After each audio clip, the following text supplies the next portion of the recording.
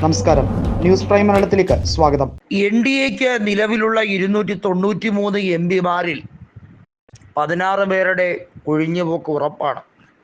ആന്ധ്രയിൽ seat delimitation തർക്കത്തിൻ്റെ പരിധിയിൽ വരുമ്പോൾ അവിടുത്തെ മൊത്തം സീറ്റുകളുടെ എണ്ണം, അതായത് 25 ലോക്സഭാ സീറ്റുകൾ ആന്ധ്രയിലുണ്ട്, 17 ലോക്സഭാ സീറ്റുകൾ തെലങ്കാനയിലുണ്ട്.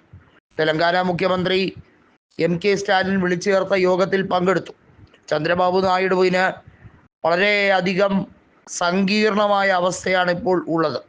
നരേന്ദ്രമോദിയോട് കട്ടായമായി മറുപടി പറയണമോ, ഇത് നടക്കില്ല എന്ന് ഉറപ്പാക്കണമോ, അതോ ഈ യോഗത്തിൽ കൃത്യമായി തൻ്റേതായ അഭിപ്രായം രേഖപ്പെടുത്തണമോ? ബീഹാർ മുഖ്യമന്ത്രിയായി നിതീഷ് കുമാർ 12 MP-മാരെയും വെച്ചാണ് BJP-യിൽ വിലപേശൽ നടത്തുന്നത്. എന്നാൽ 16 MP-മാരുള്ള നായിഡുവിന് ഇപ്പോഴും വേണ്ടത്ര രീതിയിൽ രാഷ്ട്രീയം കൈകാര്യം ചെയ്യാൻ കഴിയുന്നില്ല എന്ന് അണികൾ കൃത്യമായി പറയുന്നുണ്ട്. എന്തിനധികം പറയുന്നു, കോൺഗ്രസ് നേതാവായ YS ശർമിള പോലും പറയുന്നത് നായിഡു എന്ത് കണ്ടിട്ടുള്ള ഭാവമാണ്. ആന്ധ്രയിൽ 25 സീറ്റുകളേ ഉള്ളൂ. ആന്ധ്രയുടെ ജനസംഖ്യ നോക്കുമ്പോൾ 30 സീറ്റെങ്കിലും നേടിയെടുക്കേണ്ടതാണ്. ഇവിടെയാണ് പക്ഷപാത രാഷ്ട്രീയം ഏറ്റവും ശക്തമാകുന്നത്. ദക്ഷിണേന്ത്യയിൽ ക്രമാതീതമായിട്ടുള്ള ജനസംഖ്യാ വളർച്ചയല്ല നടന്നിട്ടുള്ളത്. ഇവിടെ ഫാമിലി പ്ലാനിംഗ് ഉൾപ്പെടെയുള്ള കാര്യങ്ങൾ ഏറ്റവും ഭംഗിയായി ഇംപ്ലിമെൻ്റ് ചെയ്യപ്പെട്ട സ്ഥലമാണ്. അതുകൊണ്ട് തന്നെ ദക്ഷിണേന്ത്യയിലെ സംസ്ഥാനങ്ങളിൽ ഒട്ടുമിക്ക സംസ്ഥാനങ്ങളിലെയും വളർച്ചാ നിരക്ക് സാധാരണഗതിയിൽ ദേശീയ ശരാശരിയിൽ നിന്നും താഴേക്കാണ്. ദേശീയ ശരാശരിയുടെ വളർച്ചാ നിരക്ക് കൃത്യമായും ഏറെ സ്വാധീനിക്കപ്പെടുന്നത് 3 ഉത്തരേന്ത്യൻ സംസ്ഥാനങ്ങളിലെ വളർച്ചാ നിരക്ക് പ്രകാരമാണ്.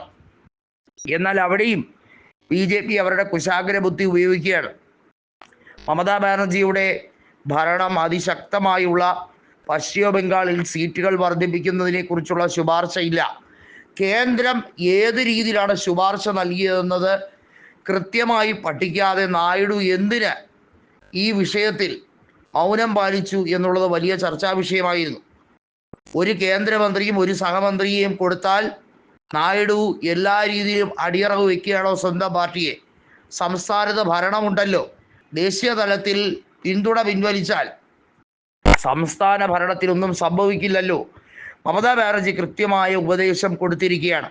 കേന്ദ്ര സർക്കാരിന് പിന്തുണ കൊടുക്കാൻ വേണ്ടി മാത്രമാണോ നിങ്ങളുടെ പാർട്ടിയെ ഉണ്ടാക്കിയിരിക്കുന്നത് എന്ന പരിഹാസമാണ് മമതാ ബാനർജി ഉൾപ്പെടെയുള്ളവർ ചോദിക്കുന്നത്. നായിഡുവിൻ്റെ TDP എന്ത് ഭാവത്തിലാണ്? സഖ്യകക്ഷിയായ ജനസേനയ്ക്ക് 21 MLA-മാരുണ്ട്. എന്നാൽ അവരുടെ പിന്തുണ വേണ്ട കേവല ഭൂരിപക്ഷത്തിലെത്താൻ ആന്ധ്രയിൽ ബഹുഭൂരിപക്ഷവും TDP-ക്കാരാണ്. എന്നിട്ടും എന്തേ നിങ്ങൾ മുട്ടുവിറയ്ക്കുന്നു? നിങ്ങൾക്ക് എന്തെങ്കിലും രീതിയിൽ വലിയ തോതിൽ നരേന്ദ്രമോദിയിൽ നിന്നും മറച്ചു പിടിക്കാനുണ്ടോ? അവിടെയാണ് പ്രശ്നങ്ങൾ അതിഗുരുതരമാകുന്നത്. ജഗൻമോഹൻ സർക്കാർ അധികാരത്തിലിരുന്നപ്പോൾ നായിഡുവിനെ അറസ്റ്റ് ചെയ്തതുമായി ബന്ധപ്പെട്ട കാര്യം, അന്ന് നായിഡുവിനെ സംരക്ഷണത്തിന് ശക്തമായി ഒപ്പം നിന്നത് ജനസേന നേതാവായ പവൻ കല്യാണാണ്. അത്തരത്തിലുള്ള ഒരു കൊടുക്കൽ വാങ്ങൽ കരാറാണ് നായിഡുവിനുള്ളത്. അതുകൊണ്ട് തന്നെ സ്വന്തം പാർട്ടി ഏതെങ്കിലും രീതിയിൽ സീറ്റുകൾ നഷ്ടപ്പെട്ടാലോ ഡീലിമിറ്റേഷൻ ഉണ്ടായാലോ ആന്ധ്രയിൽ നായിഡുവിന് അതൊരു വിഷയമേ അല്ല. പക്ഷേ ജഗൻമോഹൻ ആ കളി, നായിഡുവിനെ പൊളിച്ചെടുക്കാൻ വേണ്ടിയുള്ള നീക്കം, ആന്ധ്രയോട് കാണിക്കുന്ന അനീതിക്ക് ജഗൻ കണക്ക് തീർത്തിരിക്കുക തന്നെ ചെയ്യും.